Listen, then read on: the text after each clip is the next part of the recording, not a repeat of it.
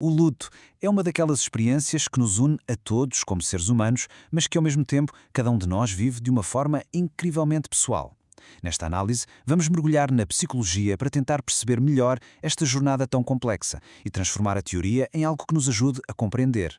E para começar, acho que esta ideia do psicanalista John Bowlby vai mesmo ao cerne da questão. O que ele nos diz, no fundo, é que o luto não aparece do nada. A dor que sentimos é, na verdade, o reflexo do amor que tínhamos. A intensidade de um está ligada à força do outro. É este o ponto de partida para tudo o que vamos ver. Bem, o nosso percurso hoje vai ter 5 paragens principais. Vamos começar por definir exatamente o que é o luto e depois explorar 2 mapas que nos ajudam a navegar o processo. A partir daí, vamos perceber quando é que este caminho se pode tornar mais sinuoso, como podemos guiar as crianças nesta viagem e, finalmente, o que significa realmente reconstruir a vida depois de uma perda. Então, vamos a isso. Antes de mais, o que é que estamos realmente a dizer quando falamos em luto? E logo aqui temos uma distinção que é absolutamente crucial. Muitas vezes pensamos no luto como um estado, um poço de tristeza em que se cai. Mas, na verdade, é muito mais um processo. É uma travessia. E sim, é universal, é doloroso, mas é também um caminho atiso e, acreditem, necessário para nos conseguirmos adaptar a uma nova realidade que não escolhemos. E para aprofundar um pouco mais, pensem nisto assim. A perda é o facto. É o evento objetivo. O que aconteceu? O luto? Bem, o luto é a nossa resposta a esse facto. É a experiência interna, a história de como cada um de nós processa e vive essa perda. São 2 coisas diferentes, mas inseparáveis. Ok, então se o luto é um processo, uma jornada, como é que essa jornada se desenrola? Existem, felizmente, alguns mapas que nos podem ajudar a compreender a paisagem emocional. Vamos olhar para 2 dos mais influentes. O primeiro mapa é, provavelmente, o mais conhecido de todos, o modelo dos 5 estágios de Elizabeth Kubler-Ross. É curioso porque ela desenvolveu este modelo inicialmente para descrever as reações de doentes terminais ao seu próprio diagnóstico. Mas rapidamente se percebeu que estas fases, negação, raiva, negociação, depressão e aceitação, descreviam muito bem a experiência de muitos tipos de perda.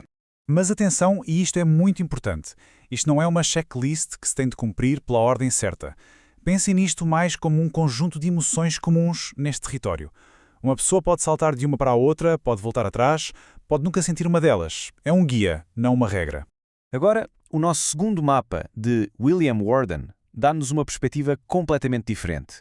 Em vez de descrever o que sentimos de forma passiva, ele fala sobre o que precisamos de fazer. Ele propõe que há tarefas ativas, um verdadeiro trabalho de luto, que tem de ser feito para que consigamos processar a perda de forma saudável. E aqui vemos a grande diferença entre os 2 modelos.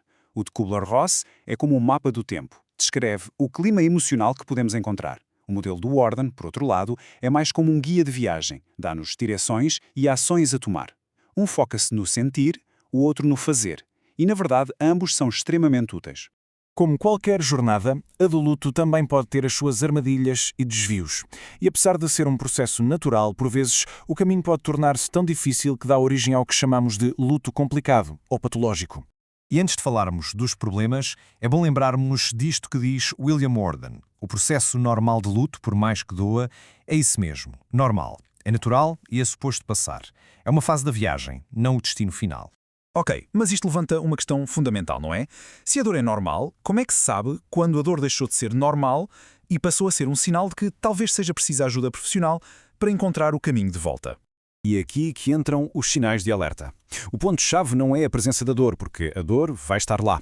O problema é a intensidade e, principalmente, a duração. Quando o sofrimento é tão intenso e persistente que, passado muito tempo, ainda impede a pessoa de voltar a funcionar no seu dia-a-dia, isso é um sinal. Quando a vida fica completamente parada, congelada no tempo, talvez seja a altura de procurar um guia. E claro, esta experiência não é exclusiva dos adultos. As crianças também enfrentam perdas e também fazem o seu luto. Vamos agora tentar perceber como é que os viajantes mais jovens navegam este caminho tão difícil. Uma coisa fundamental a perceber é que a ideia de morte não é a mesma para uma criança de 4 anos e para um adolescente de 14. Muda radicalmente. Para uma criança pequena, a morte pode ser vista como algo temporário, reversível. Só mais tarde é que se percebe a sua finalidade e, por fim, a sua universalidade, a ideia de que acontece a toda a gente. E saber isto é crucial para comunicarmos com elas. As orientações aqui são muito claras e assentam em 2 palavras: honestidade e segurança. É fundamental usar linguagem direta, usar a palavra morreu, evitar eufemismos como foi dormir para sempre, porque uma criança pode levar isso à letra e desenvolver um medo terrível de ir para a cama. É preciso explicar de forma simples, garantir-lhes que vão continuar a ser cuidadas e, acima de tudo, criar um espaço seguro para fazerem todas as perguntas que precisarem. Chegamos então à última parte da nossa viagem. Afinal, qual é o objetivo disto tudo? Onde é que este caminho nos leva? A ideia não é superar a perda como se a apagássemos, mas sim aprender a integrá-la na nossa vida.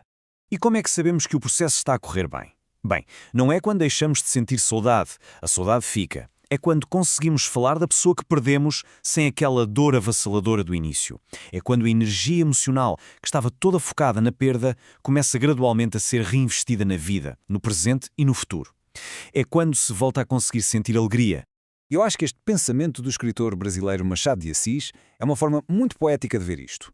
Abrir espaço para o novo, para uma nova vida, não é uma traição ao passado. É uma parte essencial do processo de continuarmos a viver. E para terminar, deixo esta reflexão. E se o objetivo do luto não for voltar a ser quem éramos antes da perda? E se, na verdade, a jornada do luto nos transformar fundamentalmente e o verdadeiro objetivo for construir uma nova identidade, uma nova vida, que honra o que foi perdido, mas que continua a caminhar em frente?